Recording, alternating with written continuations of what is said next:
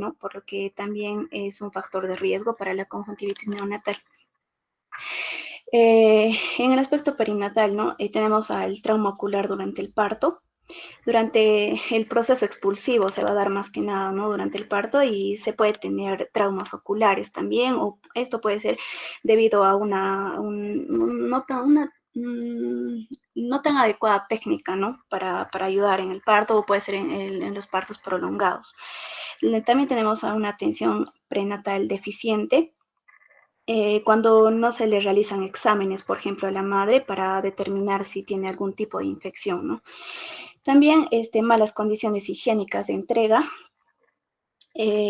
Aquí va a ser más frecuente en partos domiciliarios en sí, que no se llevan tanto en el hospital, ¿no? Entonces, ellos no tienen tanto cuidado.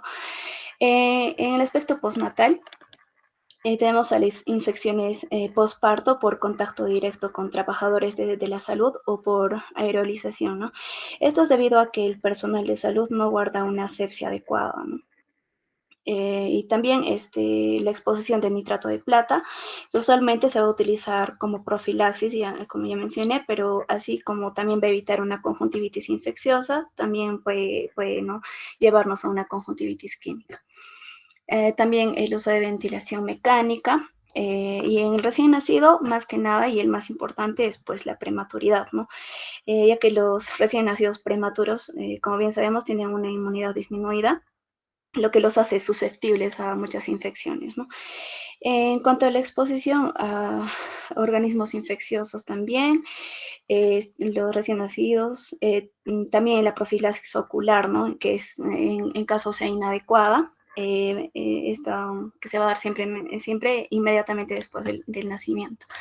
Siguiente, por favor. Ahora hablando, le hemos clasificado por grupos, ¿no? Primero vamos a hablar sobre la infección gonocócica. El agente de esta infección va a ser la Neisseria gonorrhoeae, que viene a ser un gran negativo intracelular, es diplococo y aerobio, ¿no? La transmisión va a ser netamente perineal, es decir, que la transmisión se da en la fase expulsiva del proceso de parto. Siempre al pasar por el canal vaginal, ¿no? Como les mencioné, la mamá puede transmitir el agente al recién nacido. En cuanto a sus manifestaciones clínicas, se va a tratar de una emergencia, a pesar de que su inicio usualmente es a partir del segundo día, ¿no? Se va a caracterizar por una secreción serohemática inicial, que posteriormente puede llegar a ser purulenta y muy abundante, ¿no? Como vemos en la imagen. Y esta infección es frecuentemente bilateral, que es muy característico, ¿no? Que llega a ser bilateral y se va a acompañar de un edema palpebral e incluso una quemosis muy importantes. Y si no se trata adecuadamente, ¿no? Puede evolucionar incluso a una queratitis grave con riesgo de perforación corneal en pocos días.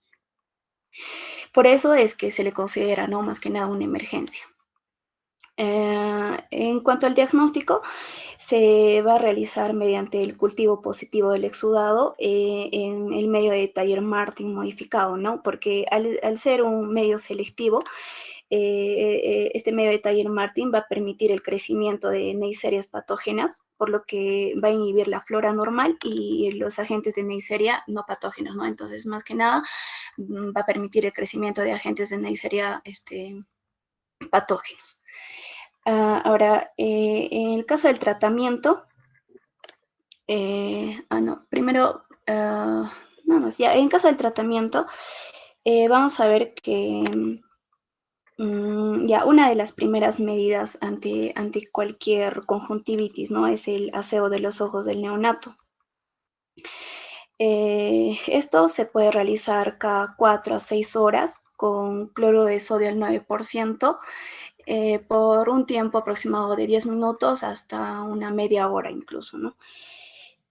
Ahora, el antibiótico de elección va a ser, en este caso, la ceftriaxona por vía endovenosa o intramuscular, pero la vía endovenosa es la vía de preferencia en este caso, y la dosis va a ser de 25 hasta 50 miligramos por kilo de peso, y no debemos excedernos, ¿no? La dosis máxima va a ser 125 miligramos por día.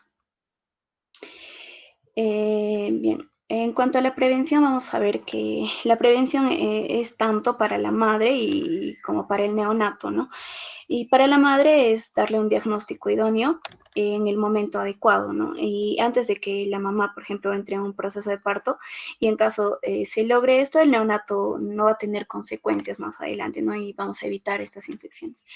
Ahora, la prevención del neonato va a ser con ungüentos, es decir, ni bien nace el recién nacido, ¿no? De primera línea se va a administrar la eritromicina al 0,5% en solución oftálmica o en ungüento oftálmico, ¿no? No todos los establecimientos van a contar con esta eritromicina, por lo que se puede utilizar la tetraciclina al 1% en pomada oftálmica o una gentamicina al 1% en ungüento, ¿no?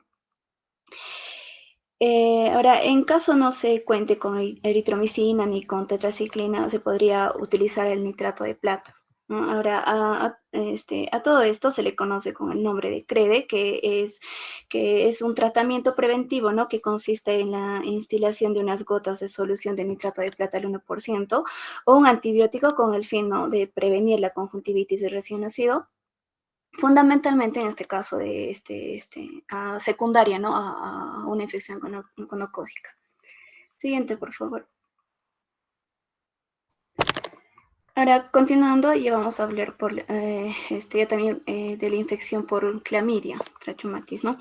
Se le conoce también con el nombre de conjuntivitis o blenorrea de inclusión.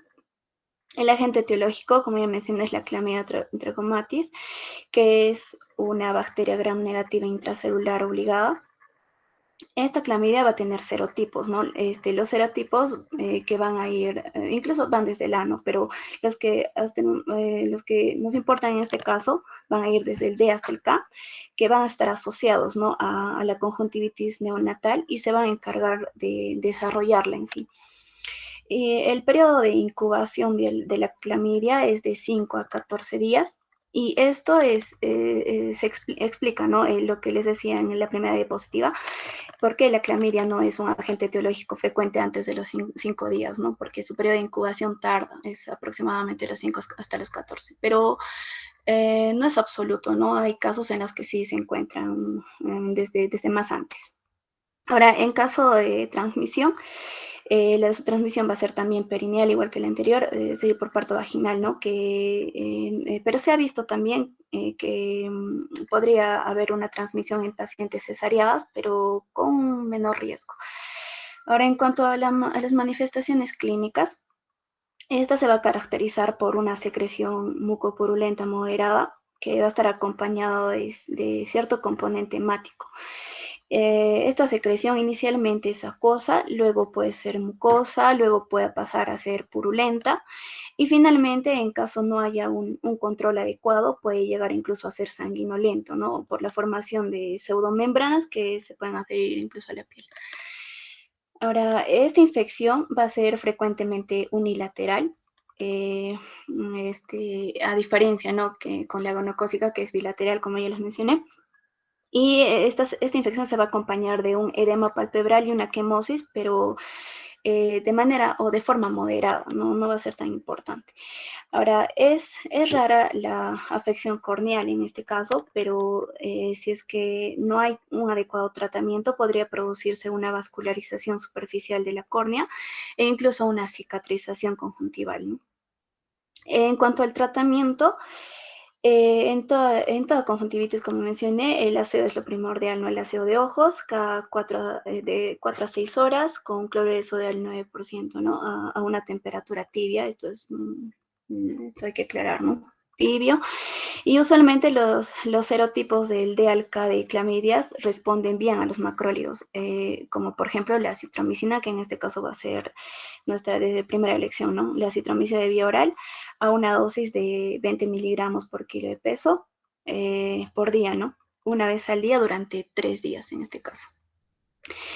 En cuanto a la prevención, vamos a ver que la prevención más importante en clamidia va a ser en la madre. Ya habíamos mencionado que puede ser en la madre y en el neonato, pero en este caso es mejor que sea en la madre, ¿no? Se debe realizar una detección materna en el embarazo todavía, o sea, se le debe diagnosticar de manera oportuna o se debe tratar también bueno, de manera oportuna, ¿no? Y se ha visto que la respuesta de los fármacos en estos casos va a ser con eritromicina o tetraciclina también, ¿no? Y se tienen un efecto más bajo que en el caso del gonococo, ¿no? Pero por eso mismo es más recomendable, ¿no? Tener una prevención en la madre en estos casos. Siguiente, por favor. Ahora, ya que hablamos de los agentes más frecuentes de la conjuntivitis neonatal, vamos a hablar ahora de otros agentes que de manera secundaria también es importante mencionarlos, ¿no? Empezando por la conjuntivitis química. Esta se va a presentar en las primeras 24 horas de vida, como ya mencioné, y va a ser frecuente cuando se utiliza el nitrato de plata como profilaxis en el recién nacido, ¿no? Siendo muy rara en la actualidad. El tratamiento, o bueno, la manifestación clínica, primero, se va a caracterizar por una leve hiperemia conjuntival, o puede tener también epífora y puede ser una secreción mínima, ¿no? Puede presentar, pero que no se va a autolimitar, perdón, se va a autolimitar del 1 a 2 al segundo día. Y aquí algún aspecto importante es que no va a llegar a ser purulento, ¿no? A diferencia de una infección bacteriana que vamos a ver adelante. En cuanto al tratamiento, esta no va a necesitar de ningún antibiótico. Y usualmente no se realiza una limpieza, solo se va a realizar una limpieza ocular como todas, ¿no? De 4 a 6 horas con cloruro de sodio del 9%, y solo en ciertos casos se puede utilizar o se puede apoyar con lágrimas artificiales, ¿no? En este caso. Ahora, hablando sobre las conjuntivitis bacterianas, vamos a ver que a la cabeza de estos agentes bacterianos, ¿no? De manera secundaria, va a estar el Staphylococcus aureus, seguido por el Streptococo, que puede ser usualmente el viridans o el epidermidis, y la Pseudomonas aeruginosa, ¿no? En tercer lugar. En cuanto a sus manifestaciones clínicas, estas suelen presentarse, como ya les mencioné, del quinto al 14º día. Se puede presentar incluso con ojo rojo, y aquí en este caso puede ser pues una secreción mucopurulenta de leve a moderado, ¿no? Y tanto la afección corneal como la sistémica, que puede ser incluso, puede llegar a un sepsis, a shock, ¿no? Van a ser muy infrecuentes en este caso, excepto si el microorganismo implicado va a ser la Pseudomonas aeruginosa. En este caso sí puede llegar a complicarse mucho, ¿no? Incluso en esta Pseudomonas aeruginosa la secreción puede llegar a ser verdosa. Ahora, en el caso del diagnóstico, el diagnóstico va a ser más que nada por cultivo positivo exudado, y también se hace una tinción Gram, ¿no? Usualmente para ver al Staphylococcus aureus en este caso. Ahora, el tratamiento, vamos a ver que como todos es un aseo, ¿no? Un aseo con cloruro de sodio al 9% de 4 a 6 horas. Y se puede utilizar incluso en gotas de ácido fusídico, que puede actuar bien frente a estafilococos y estreptococos. Ahora, en caso de que las bacterias sean gram positivas, es recomendable utilizar una pomada ocular de eritromicina 3 veces al día durante 7 días. Y en caso sea gram negativo, se puede utilizar una pomada ocular de tobramicina de 3 veces al día durante 7 días. Ahora, en los dos casos, ¿no? Se puede valorar individualmente, y esto según el estado general del neonato, ¿no? La necesidad también de instaurar el tratamiento antibiótico, ya sea sistémico o posteriormente, se puede adecuar al tratamiento, ¿no? Según el resultado del cultivo en este caso, ya. Entonces podemos instaurar un mejor tratamiento. Siguiente, por favor. Ahora podemos hablar de la conjuntivitis viral. Estos, pues dentro de las etiologías vamos a encontrar al herpes simple tipo 1 y 2 y al adenovirus, ¿no? Entre estas la más frecuente va a ser el herpes simple tipo 2, porque se debe encontrar a nivel genital y entonces al momento de pasar el canal del parto puede haber una transmisión hacia el recién nacido, ¿no? Entonces la transmisión es intraparto. En caso de la madre tenga una infección, un herpes, ¿no? En este caso. Ahora,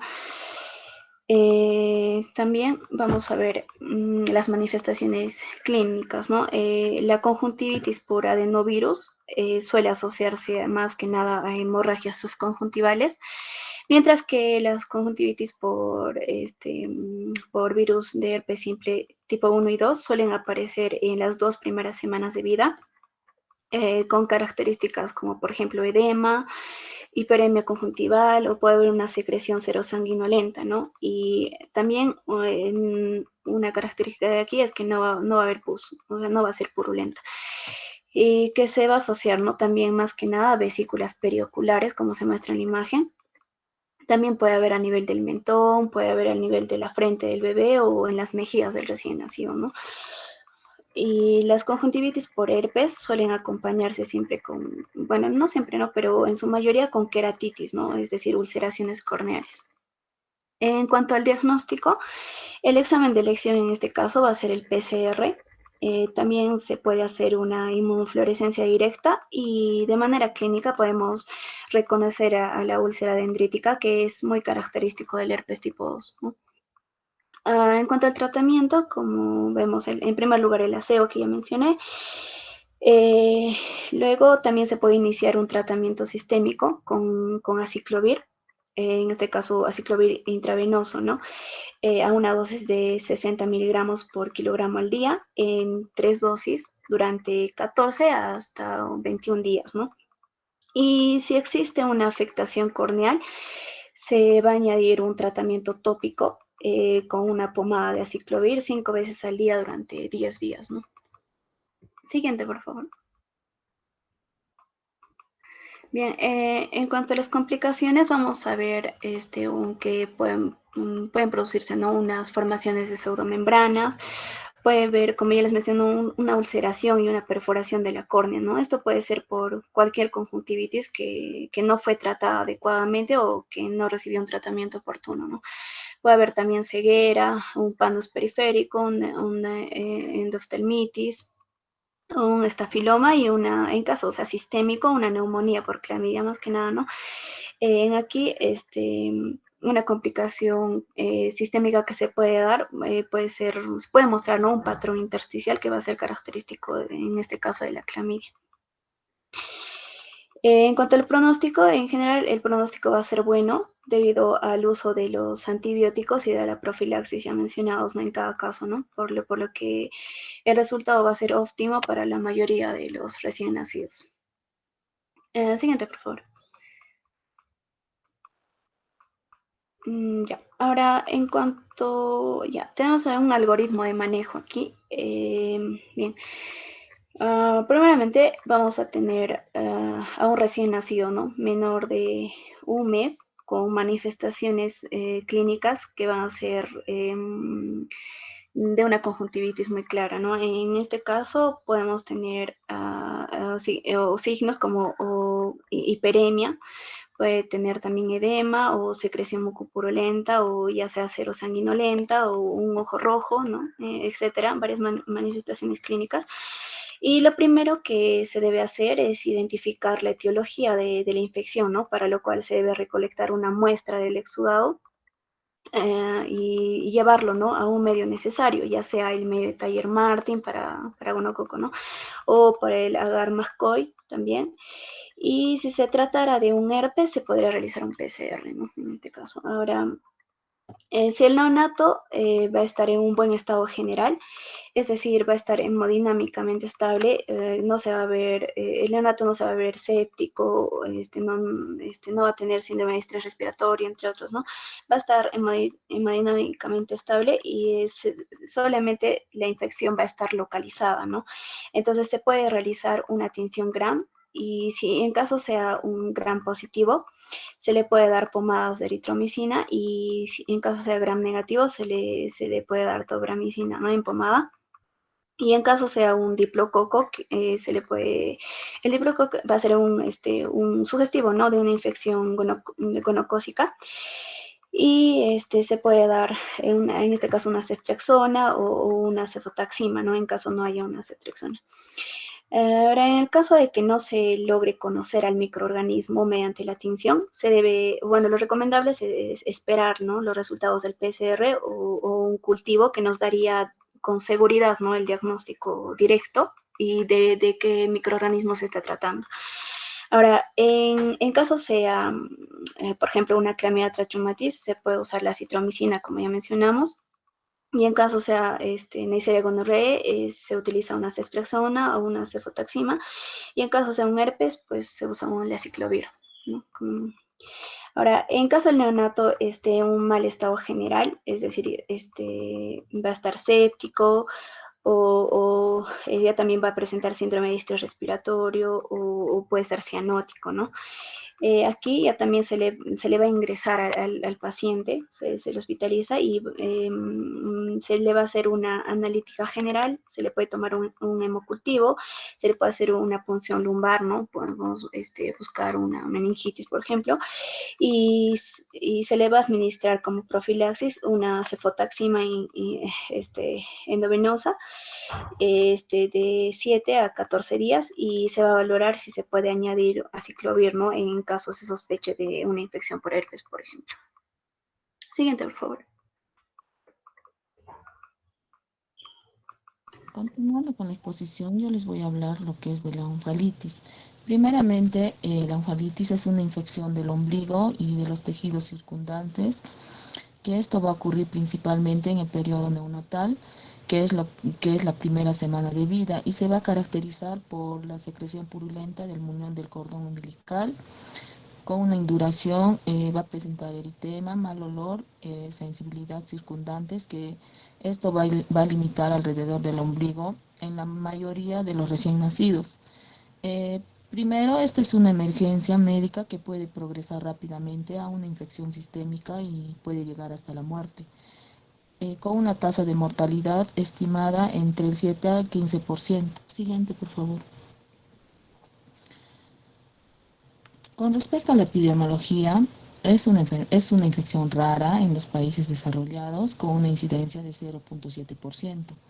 La incidencia estimada es tan alta como el 8% en los bebés nacidos en los hospitales y el 22% de los nacidos en el hogar. El cuidado tópico antiséptico del muñón umbilical reduce lo que es el riesgo de la onfalitis y la mortalidad neonatal. El riesgo de la infección umbilical posterior depende del tipo de parto y de la calidad de la atención en el periodo postnatal. Esta práctica de la no ruptura umbilical intencionada, es decir, el cordón umbilical no se va a separar de la placenta después del nacimiento. También conocida como parto de loto, y se va a asociar con mayor riesgo en la onfalitis. Siguiente, por favor. Según la etiología, inmediatamente después del nacimiento, el ombligo se coloniza con muchos tipos de bacterias, diferentes bacterias. Los tejidos van a ser desvitalizados del muñón umbilical, y esto va a promover el rápido crecimiento de estas bacterias. Y los vasos sanguíneos trombosados van a permitir la entrada al torrente sanguíneo, lo que va a conducir a una infección sistémica en el recién nacido. Los factores de riesgo para este desarrollo de la onfalitis van a incluir primeramente el bajo peso al nacer, el parto prolongado, la ruptura prolongada de membranas o una infección materna, el parto no estéril, el cateterismo umbilical y el parto domiciliario. El cuidado inadecuado del cordón también aumenta el riesgo de la onfalitis, como es la aplicación cultural del estiércol de la vaca. Dentro de las anomalías del sistema inmunitario vamos a tener los defectos de la adhesión de los leucocitos y la función de los linfocitos asesinos naturales o también de los neutrófilos, y la producción del interferón pueden contribuir lo que es al desarrollo de la onfalitis.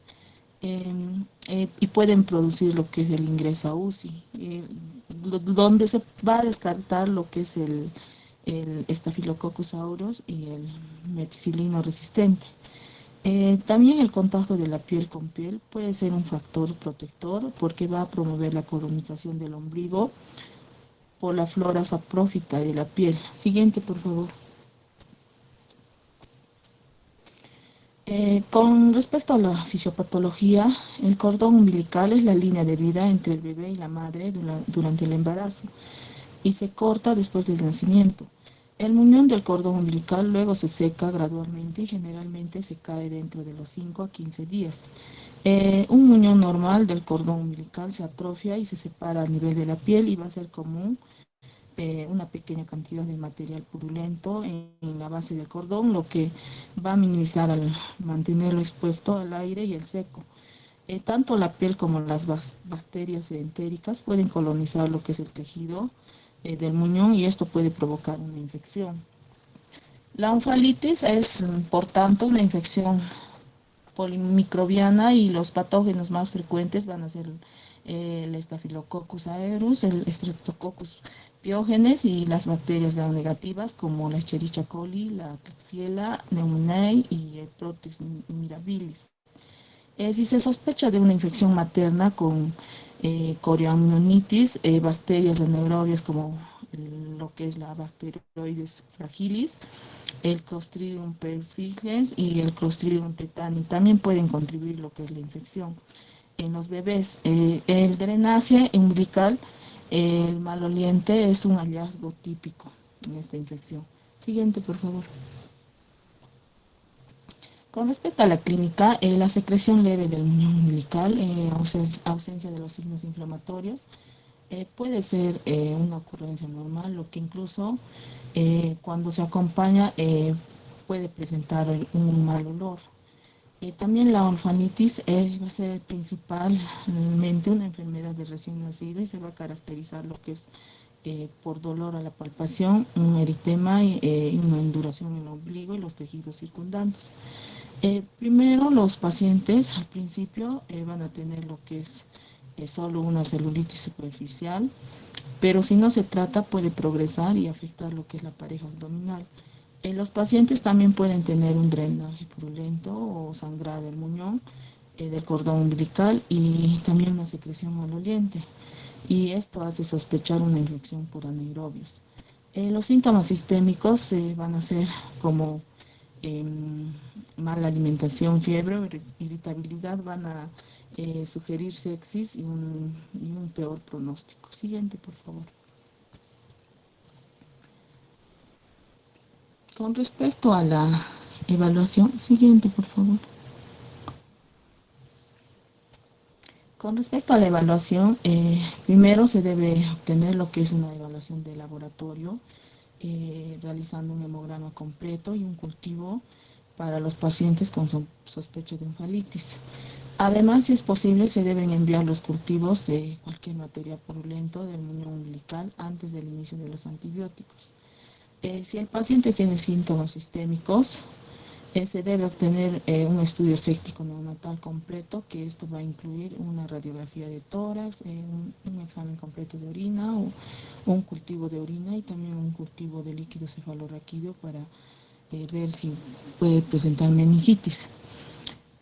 Si la onkalitis está estrechamente relacionado con los trastornos de la adhesión de los leucocitos, va a ser necesario un estudio detallado en los casos sospechosos, donde la leucocitosis, debido a la marginación defectuosa, va a presentar una leucocitosis elevada. Casi siempre va a estar presente lo que es el LAT o también las moléculas de adhesión de leucocitos o las integrinas incluidas, que va a ser el LFA1, MAT1 y el P150 y el P95. Y van a estar ausentes lo que es en los niños con la... según los estudios complementarios, vamos a ver dentro de las pruebas iniciales se le va a realizar lo que es laboratorio, como es un hemograma completo, un PCR o procalcitonina o también bioquímica.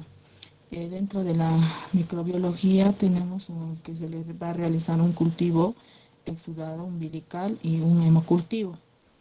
En las pruebas iniciales no se le realiza la prueba de imagen. Eh, Dentro de las pruebas, si hay sospecha de la complicación, vamos a ver, en el laboratorio va a presentar una coagulación. También se le va a pedir lo que es la microbiología en citoquímica y un cultivo de líquido cefalorraquídeo y un cultivo material de drenaje quirúrgico. Y en la imagen podemos pedirle lo que es una radiografía abdominal o una ecografía de la pareja abdominal. Siguiente, por favor. Con respecto al tratamiento y el manejo, se va a requerir primeramente antibióticos, lo que es parenterales de amplio espectro, para tratar lo que es la onkalitis. Y esta cobertura antibiótica se debe dirigir contra los organismos gram positivos y gram negativos. Se va a recomendar el tratamiento empírico inicial, primeramente con la penicilina y lo que es los antiestafilocócica y los aminoglucósidos por vía parenteral. Se van a administrar para disminuir el riesgo de las complicaciones como son la sepsis y la fascitis necrosante. Si hay una alta prevalencia de Staphylococcus aureus resistente a la meticilina, se le debe administrar lo que es la vancomicina mientras se esperan los resultados de los cultivos. Y si va a haber sospecha de la carioamnionitis materna, si la paciente tiene una secreción maloliente del muñón, se le va a indicar lo que es la clindamicina mientras esperan los resultados de los cultivos. Y si va a haber sospecha de la em, por lo general, estos medicamentos van a ser administrados en un curso de 10 días de antibióticos intravenosos en pacientes neonatales, que luego de los resultados se le pueden modificar el tratamiento. También algunos médicos tratan a los bebés con síntomas mínimos en las aplicaciones tópicas como es el alcohol, la bacitracina o la mupirocina. Sin embargo, no va a haber evidencia de la eficacia en esta práctica y ni sobre la eficacia de la administración de antibióticos orales en los lactantes. En los pacientes mayores se le puede administrar una cobertura antibiótica y se va a modificar según los resultados de cultivo y la mejoría clínica. Dentro del tratamiento antimicrobiano empírico inicial se le va a indicar lo que es la cloxacilina más gentamicina. Y en el tratamiento antimicrobiano empírico, otros tratamientos en situaciones especiales van a ser como la sospecha del Staphylococcus aureus o la meticilina resistente. Se le va a recetar lo que es la vancomicina más la gentamicina. En la fascitis necrotizante, metronidazol y un desbridamiento quirúrgico. Y en el acceso intraabdominal se le va a indicar la cloxacilina más gentamicina o también de metronidazol y también un drenaje quirúrgico. Y en una peritonitis se le indica lo que es la cloxacilina más gentamicina más metronidazol y esto valorar el tratamiento quirúrgico según la evolución y la gravedad. Y en la coriamnionitis materna se le indica la cloxacilina más gentamicina y más metronidazol. Siguiente, por favor. Dentro de las complicaciones tenemos primero el reconocimiento temprano y el tratamiento de la onkalitis. Van a ser esenciales lo que es para prevenir las complicaciones graves de esta enfermedad. La sepsis va a ser la complicación más común y puede progresar lo que es a un shock séptico y producir hasta muerte. Otras complicaciones raras van a incluir la peritonitis, la gangrena intestinal o la evisceración del intestino delgado o un absceso hepático. También una arteritis umbilical séptica, una trombosis en la vena porta. Aunque va a ser poco común, esto puede ocurrir, lo que también es la fascitis necrotizante y si se debe sospecharse y si hay una progresión rápida de la infección y los signos de toxicidad sistémica, también se debe sospecharse si no hay mejora clínica con antibióticos intravenosos en 24 a 48 horas. Si se sospecha. Además, estos antibióticos de amplio espectro van a ser esencial en lo que es en la interconsulta quirúrgica para el desvidramiento de las estructuras umbilicales y de la pareja abdominal afectada. Según la mortalidad, la tasa de mortalidad se va a calcular entre el 7 y el 15%, mayormente en el sexo masculino, y la prematuridad, el parto séptico, lo que es el parto domiciliario no planificado, y una temperatura normal, que van a ser los factores de riesgo, y esto va a llevar lo que es un mal pronóstico en las lactantes con encefalitis. Aunque va a ser raro el desarrollo de la fascitis necrosante, esto se va a asociar con mayor tasa de mortalidad, donde la fascitis necrotizante va a ser difícil de diagnosticar si es una exploración quirúrgica. Es mejor realizar lo que es la exploración quirúrgica en los bebés críticamente enfermos. Siguiente, por favor. El diagnóstico diferencial, como vemos en la mayoría de los casos, el cuadro clínico de la oncolitis va a ser suficiente para hacer el diagnóstico. Va a ser un uraco permeable que da como resultado lo que es la comunicación entre la vejiga y el ombligo. Esto puede confundirse con una infección debido a lo que es al drenaje persistente del ombligo. Los granulomas umbilicales también pueden diagnosticarse erróneamente lo que es una infección umbilical, porque el tejido fiable puede causar lo que es el drenaje seroso o el sero sanguinolento y sangrado fácil con traumatismo. Esto mayormente suelen ocurrir después de las primeras semanas de vida y se pueden distinguir por una textura suave y aterciopelada y un color rosado que va a presentar. También los pólipos umbilicales van a ser masas firmes que van a ser formados por los restos embriológicos del uraco, que a menudo van a requerir una incisión quirúrgica, pero estos no van a causar infección. Si solo va a haber inflamación del cordón umbilical, el diagnóstico es funicitis y no va a ser la oncalitis. La funicitis es causada por el curiamnionitis materna, y esto va a afectar lo que es la superficie externa del cordón y también los vasos umbilicales. El muñón del cordón húmedo y maloliente sin celulitis, eso va a ser lo que va a caracterizar lo que es la funicitis. Siguiente, por favor. Con respecto a la disuasión y la educación al paciente, primeramente debemos ver la prevención de la oncalitis, que va a requerir las técnicas asépticas durante los servicios del parto y el cuidado adecuado del cordón. El cordón umbilical debe cortarse con una cuchilla o tijera estéril en el entorno hospitalario, donde la atención séptica va a ser rutinaria y el riesgo de la oncalitis va a ser bajo. También se recomienda el cuidado del cordón seco. En los países desarrollados con mayor riesgo de oncolitis, se ha demostrado que la clorexidina es como agente tópico, va a reducir el riesgo de la oncolitis y está a bajo costo. También se ha demostrado que el cuidado inadecuado del cordón va a aumentar el riesgo de la infección umbilical. La aplicación cultural del estiércol de la vaca o la arcilla del bentonil al muñón umbilical ha resultado en tétanos neonatales. Siguiente, por favor.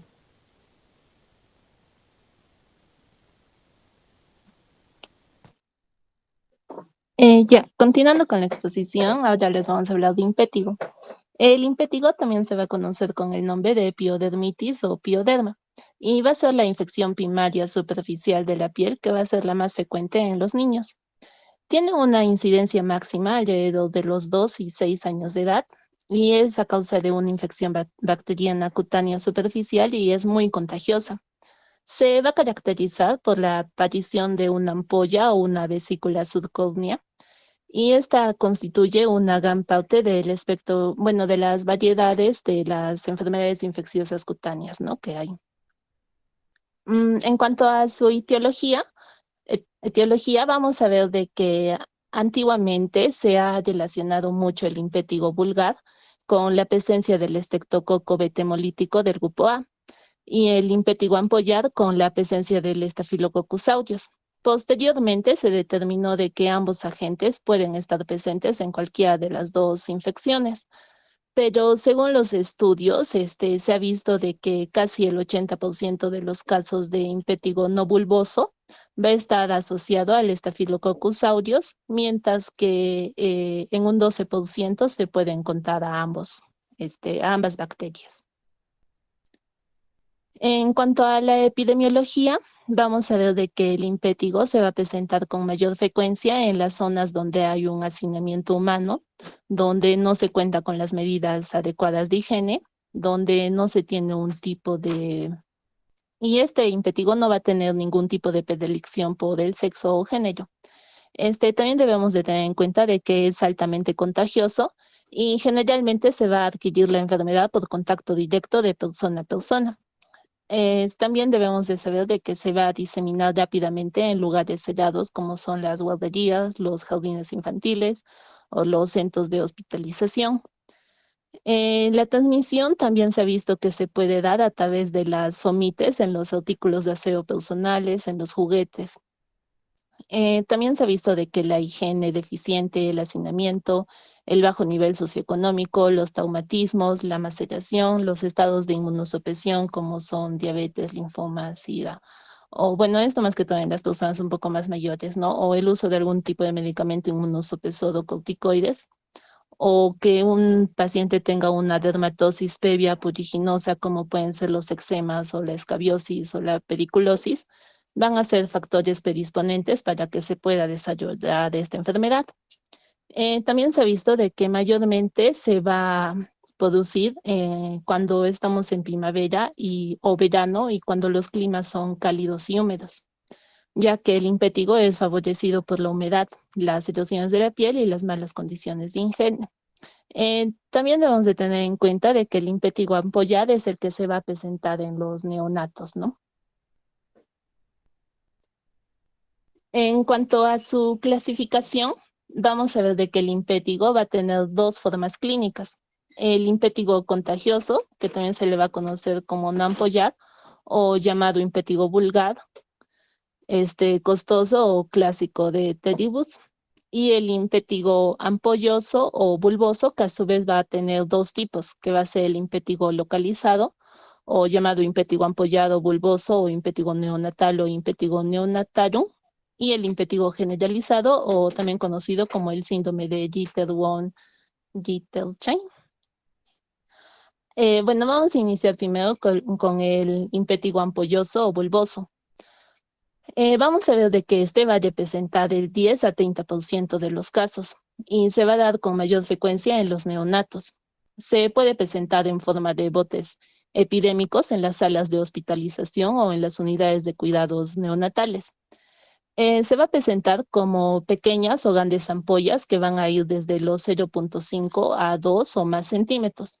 Estas van a ser superficiales, frágiles y se van a encontrar a nivel de todo el tronco y de las extremidades. Pueden estar en un segmento corporal en específico o pueden estar diseminadas. Se ha visto de que esta mayormente es una complicación de la varicela, en la cual se van a observar ampollas superficiales sobre la piel sana y van a ser generalmente de tipo flácidas y no van a tener un halo eritematoso. Su contenido puede ser turbio, transparente o purulento y se pueden encontrar en grupos de 3 a 6. Al romperse, estas ampollas van a dejar una escama en collarete, que es esta que vemos acá en la imagen, y la cual va a quedar con una superficie rojiza que va a secar rápidamente y posteriormente va a evolucionar a una costa superficial de color verniz, que es esta, ¿no? Que vemos en la parte del medio. También se ha visto de que estas van a ser autoinoculables y contagiosas a otros niños, principalmente en los niños que tengan algún tipo de lesión o solución de continuidad en la piel. La separación de la epidermis que se ve en estos casos es debido a una exotoxina que es producida por el estafilococo, que va a ser la epidermolicina. También se ha visto de que los lactantes y los niños pequeños van a ser más susceptibles a tener este impétigo debido a su relativa inmadurez cutánea que tienen, ¿no? Y a la falta de anticuerpos específicos para neutralizar la toxina estafilocócica. Por lo tanto, también va a ser mucho más susceptible los niños que tengan algún grado de prematuridad, ¿no? Los síntomas generales que van a tener estos niños van a ser diarrea, fiebre, debilidad generalizada y en este caso las linfadenopatías regionales van a ser muy raras, casi no se va a ver. Ahora, respecto al síndrome de von Jitter, vamos a ver de que este también se conoce con el nombre de pemphigo neonatarum. Este se va a caracterizar por la presencia de un exantema eritemato ampollar descamativo, que va a ser causado por las exotocinas A y B del Staphylococcus aureus fagos, de tipo 2, TSA, TSB, TC, 55 o 71. Vamos a ver de que el estafilococo no se encuentra habitualmente en la piel, sino de que su sitio habitual va a ser a nivel de la faringe o del intestino, pero va a llegar a la piel mediante la vía sanguínea. El grupo de edad mayormente afectado en este caso van a ser los neonatos y los niños menores de 5 años. Los neonatos tienen un mayor riesgo porque adquieren la enfermedad en forma congénita o a través de portadores asintomáticos, como puede ser el personal de salud que trabaja en los servicios de neonatología, ¿no? Ya que se ha visto de que entre un 20 y un 40% de estas personas pueden ser portadoras nasales de este estafilococo. También se ha visto de que eh, este tipo de impétigo del síndrome Von puede ir desde una fase de impétigo ampolloso a una eritodermia esfoliativa y puede cursar con pódomos de rinitis, conjuntivitis y síntomas de vías respiratorias altas, ¿no? O sea, puede que el niño previamente haya tenido algún tipo de infección. Vamos a ver de que en los síntomas se va a producir un malestar general, fiebre, irritabilidad, un exantema eritematoso generalizado con un aspecto típico que lo conocen como langosta hervida, que en 1 o 2 días va a progresar a un exantema escalatiforme con una hiperalgesia cutánea con mayor predominio a nivel del tronco, de las flexuras y a nivel perioodifacial. En cuanto a las pruebas, se ha visto de que va a tener un Nikolsky positivo y que 1 o a 3 días después de que comienza la fase exfoliativa con descamación y costas alrededor de la boca y las órbitas, ¿no? En esta fase se ha visto de que se pueden encontrar ampollas laxas, principalmente a nivel del tronco, de las axilas, del cuello y la ingle. Se ha visto de que no va a existir un compromiso a nivel de la mucosa oral o genital y que cuando se curan estas ampollas no va a dejar ningún tipo de cicatriz y que se va a cambiar o se va a mejorar toda la epidermis alrededor de unos 10 a 14 días. Ahora, pasando al impétigo vulgar costoso clásico, este se va a dar con más frecuencia. Va a representar aproximadamente el 70 al 80% de los casos. Se va a caracterizar porque las lesiones van a ser indoloras, a veces pueden ser puriginosas y con moderada sensibilidad a la palpación y no tienen ningún tipo de eritema alrededor de la lesión. En este caso, el paciente se va a presentar casi asintomático a nivel de síntomas sistémicos o constitucionales, ya que va a estar en buen estado general, casi no va a tener fiebre, es muy raro que cuente con fiebre, pero lo más característico en este caso y lo más frecuente es de que se puede encontrar una linfadenopatía regional en el 90% de los casos, leucocitosis en el 50% de los casos, que suele resolverse sin tratamiento alrededor de unas 2 semanas. Este impétigo vulgar se puede iniciar con la presencia de una sola mácula eritematosa que puede medir alrededor de 2 o 4 milímetros, pero que rápidamente va a evolucionar a una vesícula o una pústula. La lesión característica de este tipo de impétigo vulgar va a ser la vesícula o pústula, que va a tener una característica muy frágil, ya que se puede romper muy fácilmente. Cuando esta se rompe, va a dejar una superficie exudativa Calce-cauce va a evolucionar a una costa mielicética, que son estas que vemos acá, que van a ser importantes para el diagnóstico o para poder diferenciar entre un pentigo vulgar y un síndrome de Gitten. En cuanto al exudado que estas ampollas pueden tener, van a ser de tipo selloso o purulento. Se ha visto de que las lesiones van a predominar en las zonas descubiertas, como es en la región periodifacial, en las axilas, en los pliegues o a nivel de las extremidades. También debemos de tener en cuenta de que en el caso de los lactantes, las lesiones pueden aparecer a nivel de cualquier sitio sin ningún tipo de predilección. También debemos de saber de que pueden aparecer lesiones satélites y estas pueden producir una autoinoculación. Las lesiones son superficiales y no van a producir ningún tipo de ulceración ni infiltración profunda. Y cuando se curan estas lesiones, tampoco van a dejar ningún tipo de cicatriz ni ningún tipo de atrofia en la piel, ¿no? Lo que sí se puede ver es de que a nivel de las áreas de lesión pueden dejar algún grado de hipopigmentación residual. En cuanto a las complicaciones en general casi no se van a producir. Lo que se ha visto con mayor frecuencia es la afectación que puede producir de otros, o bueno, el hecho de que puede contagiarse rápidamente entre los niños, ¿no? Localmente, la complicación más frecuente que se ha visto es la celulitis. Otra complicación que se puede encontrar es la nefritis postestreptocócica, pero esta va a ser rara y se va a presentar por las cepas nefotóxicas de los estreptococos o del estafilococo. Y esto más que todo va a depender de la susceptibilidad que tiene el paciente. Y se va a presentar a cualquier edad y el tratamiento antibiótico no va a prevenir esta glomerulonefritis. También se ha visto de que en el caso del impétigo ampolloso o el síndrome de Gitter, se puede producir una glomerulonefritis ocasionalmente e incluso puede llegar a comprometer muy grave al paciente y se puede requerir en algunos casos de hospitalización. En los infantes, en los casos graves, se puede llegar a complicar con una meningitis o una sepsis. Otras complicaciones que se pueden dar, pero que son muy dadas, va a ser el ictema, la erisipela, la osteomielitis, la celulitis profunda, la bacteriemia, la otitis sépticas, la linfadenitis y la neumonía. El pronóstico de esta enfermedad es bueno y mayormente se cura sin dejar ningún tipo de cicatrización a nivel de la piel y sin ningún tipo de complicación.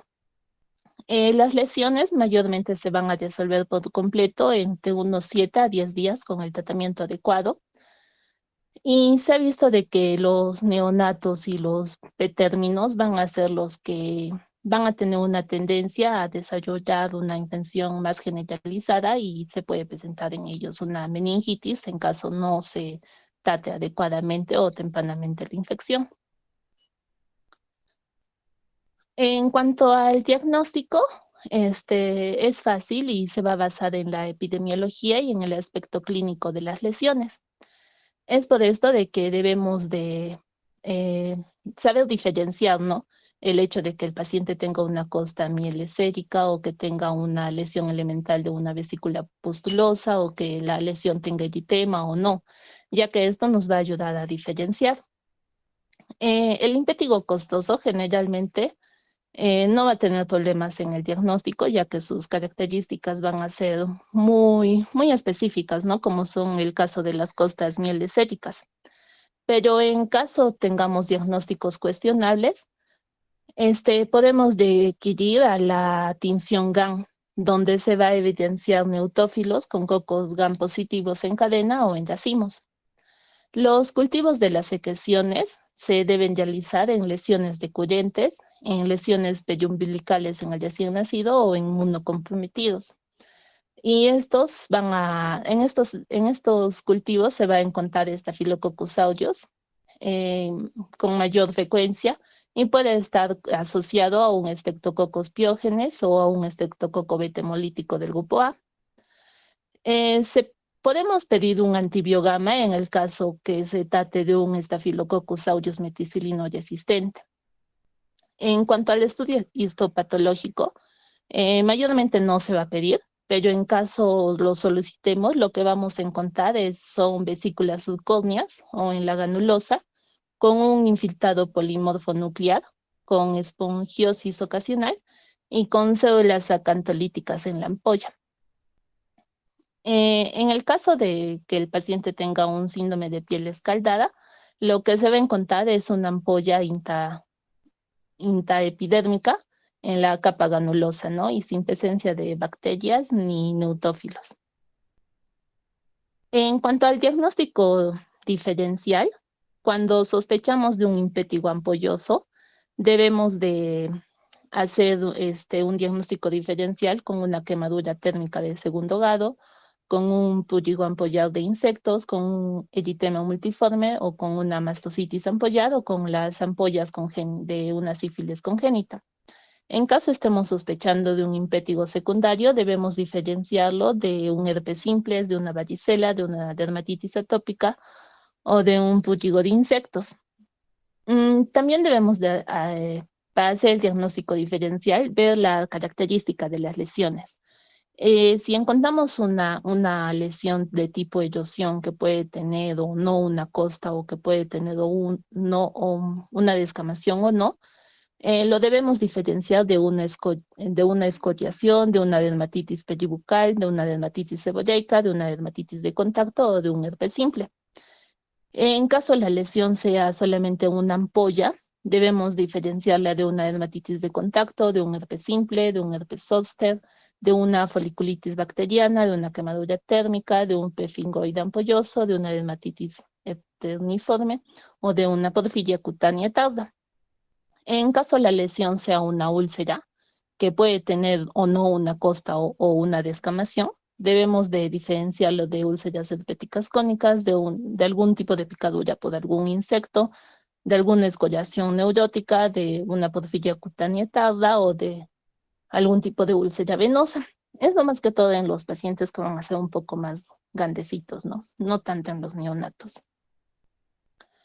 En cuanto al tratamiento, se va a dividir en 3 aspectos. Vamos a tener a las medidas generales, al tratamiento tópico y al tratamiento sistémico. En cuanto a las medidas generales, más que todo se va a basar en la higiene y el aspecto nutricional del paciente. En cuanto a la higiene, el aseo debe ser con agua y con jabón. Debemos de cortarle las uñitas al paciente, debemos de mejorar las condiciones generales ambientales, ¿no? Del mismo paciente, como son su vivienda, mejorar si es que vive en algún tipo de hacinamiento, mejorar la nutrición si es que tiene algún grado de desnutrición o las condiciones inmunológicas previas que pueda tener el paciente. Dentro de estas medidas generales, el aspecto preventivo del contagio va a ser muy importante. Y es por esto de que si tenemos un niño infectado, debemos evitar de que siga acudiendo a las guarderías o a distintos sitios, ¿no? Y en el caso del hospital debemos de tener más limpieza, ¿no? Del personal que va a atender a este niño, ni bien lo atiende, lavarnos las manos para evitar de esta forma que se pueda seguir contagiando a los demás niños, ¿no? El lavado y la desinfección de los juguetes o de los artículos que han estado en contacto con el niño también debe de hacerse. Y también se dice de que se debe de educar a los padres, al personal de salud, a las personas que se encuentran en las guarderías o cuidando a los niños para prevenir el contagio, ¿no? En cuanto al tratamiento tópico, vamos a ver de que se va a realizar la eliminación de las costas de los pacientes con compensas húmedas o clorhexidina y el sulfato de cobre al 1/1000 o el permanganato de potasio al 1/10,000. El tratamiento antimicrobiano tópico vamos a tener al ácido fusídico y a la mupirocina. Más que todo esto se usan por su tolerancia que tiene hacia los neonatos, ¿no? La aplicación va a ser de 2 a 3 veces al día y durante 7 a 10 días. Estos nos van a ayudar a limitar la transmisión y nos va a ayudar a tratar, ¿no?, las lesiones, más que todo las localizadas. En cuanto al tratamiento curativo, vamos a ver de que este más que todo va a ser tópico, o sea, más que todo se va a tratar con los medicamentos tópicos y con la higiene del paciente. Y es por esto de que donde están las lesiones debemos de realizar una limpieza con jabones o antisépticos colorantes, ¿no? Como es la nitofurosana alcohólica o la violeta de genciana en una solución acuosa al 2%. En cuanto al tratamiento sistémico, esto se va a dar más que todo en los pacientes que tienen lesiones generalizadas o cuando existe algún tipo de estado tóxico infeccioso.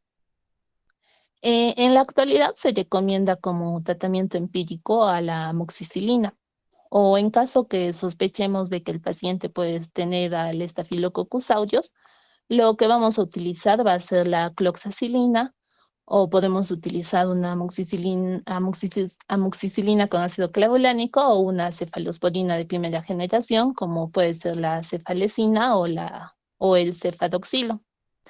En caso el paciente pueda ser alérgico a los betalactámicos, vamos a utilizar los macólidos, como es la acitromicina, la claritomicina o la eritromicina o la clindamicina.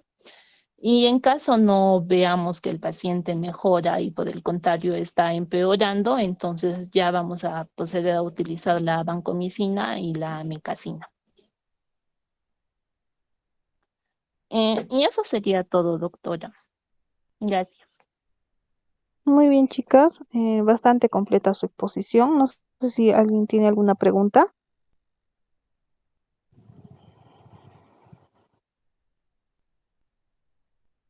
Ya, entonces como no hay preguntas, la siguiente clase creo que es el día viernes.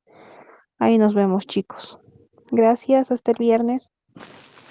Gracias, doctora. Buenas noches. Gracias, doctora. Buenas noches.